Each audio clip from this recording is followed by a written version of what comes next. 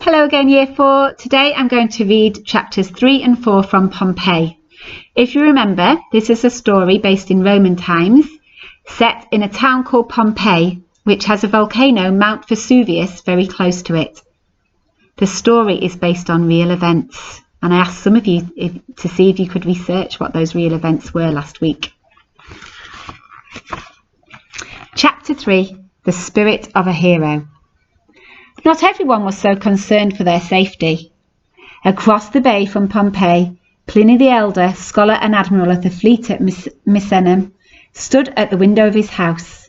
He pulled his cloak tight around his shoulders. In the distance he could see a column of smoke emerging from Mount Vesuvius, high above sea level.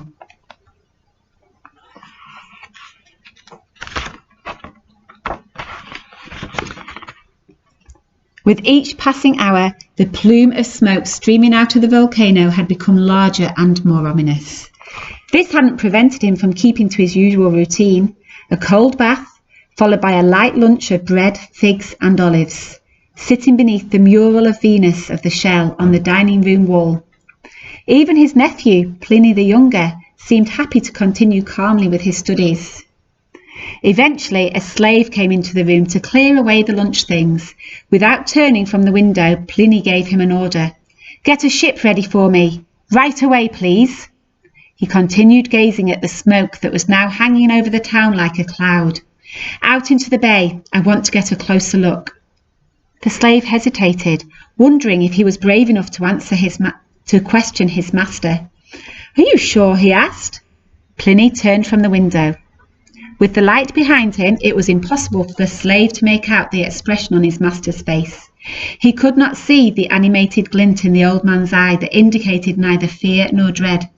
Pliny only felt excitement. "Of course, I'm sure." Pliny emerged from the house, followed by a small group. Suddenly his sister ran out of the house and broke through the crowd to bar his way. "Don't try to stop me," he said gently. No, this came for you," she panted, thrusting a rolled-up papyrus message into his hand. Looking at his sister suspiciously, Pliny the Elder unfurled the papyrus and carefully read its contents. "Help! Send a boat for me! Can you see it? Vesuvius is exploding and pumice stones are raining down on us. I need to get away. Your friend, Rectina." "A change of plan," muttered Pliny, still studying the note. His sister let out a sigh of relief. "Thank goodness you've come to your senses. I was so worried about you." But he ignored his sister and looked up at the captain, who had been waiting patiently for his orders. "Fortune befriends the brave. We'll set sail right away." Only Pliny could see the nervous twitch that had started up in the captain's eye. "Where are we going?" asked the captain. "To Pompeii, of course." No one dared suggest Pliny abandon his plan. No one wanted to look like a coward. It was time for action. Led by Pliny the Elder, a group of men walked purposefully towards the jetty, where the ships were waiting to take them, right into the shadow of Vesuvius. As they climbed aboard, trying not to look down at the water below them, only a few of the men noticed the unusually choppy sea. Pliny the Younger and his mother stood at the edge of the jetty, holding on to each other and waving as Pliny the Elder set sail towards danger. They did not know that they would never see him again. That's very sad, isn't it? Chapter 4, Panic under Vesuvius.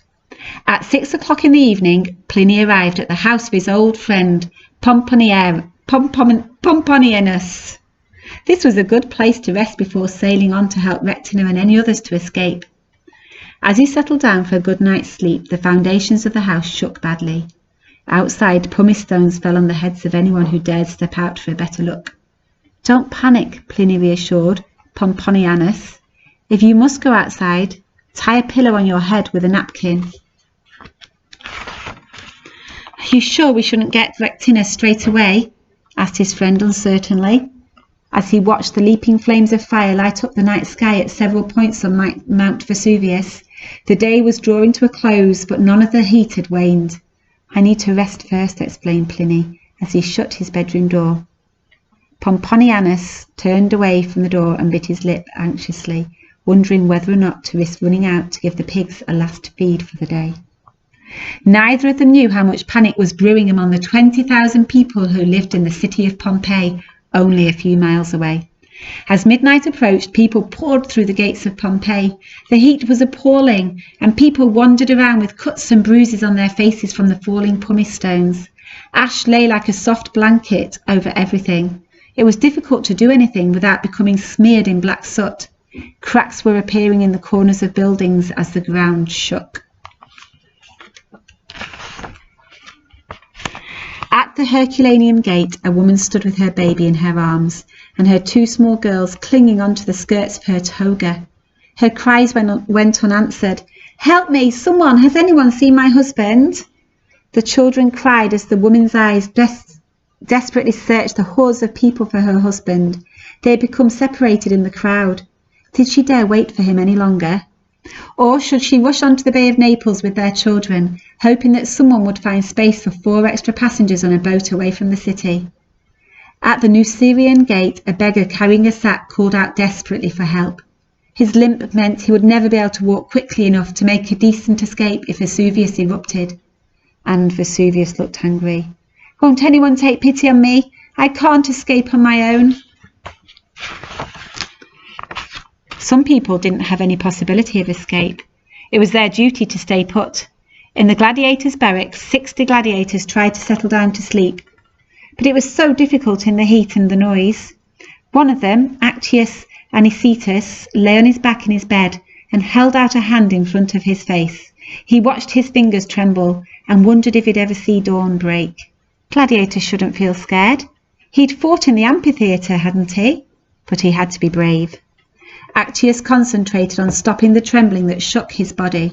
For a long time sleep evaded him, until finally his muscles relaxed and he closed his eyes. He was woken suddenly at midnight by a noise that seemed to tear the sky apart. He felt it first as a rumble, vibrating through the frame of his bed. Then he was thrown rudely to the floor by the shifting of the building. The tiles on the roof were smoking as hot rocks hit them. Actius ran outside, sure that the barracks were about to collapse. "May the gods help me!" His way was blocked by deep drifts of ash.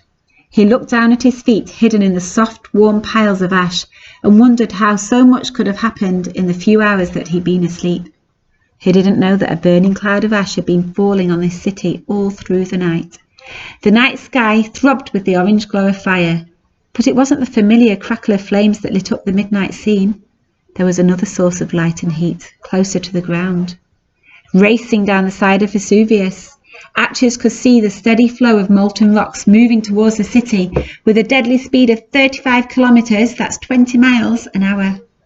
He instinctively gasped in shock and immediately regretted it. Now his throat was burned dry by the raging heat and toxic gases. He clutched his neck and closed his mouth, desperately trying to breathe through his nose.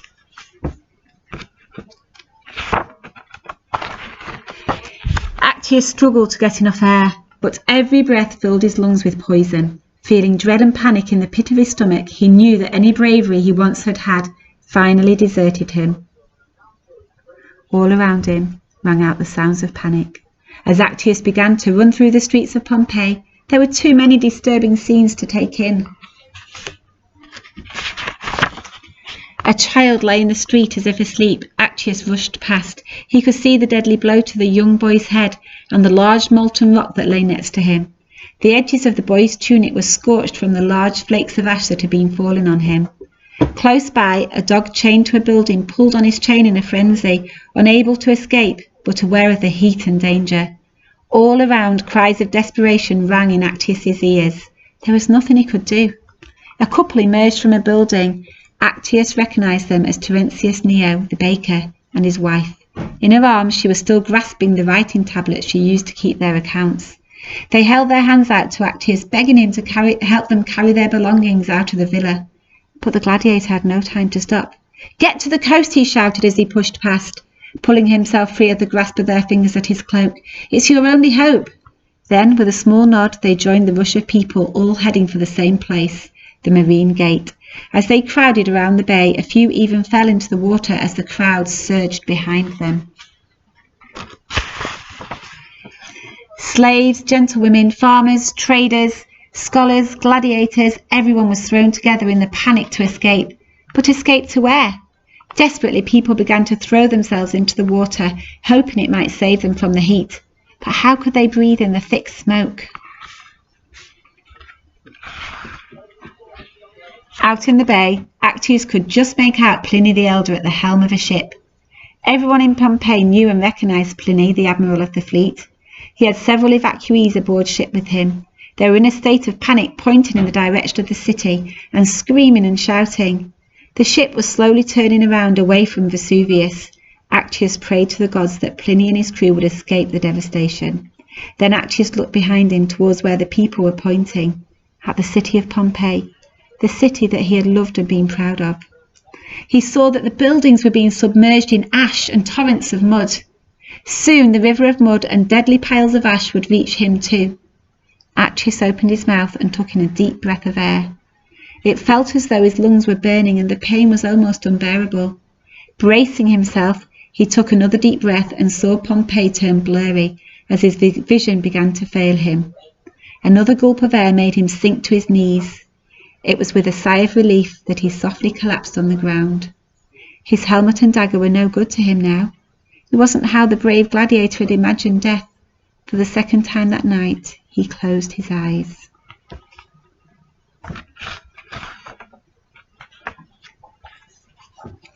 So, as I said, this is based on a true story of a volcano that erupted, Mount Vesuvius, and covered the city of Pompeii in ash and mud. Next time I read the last chapter from the book, you'll find out a little bit more about what happened next. Bye.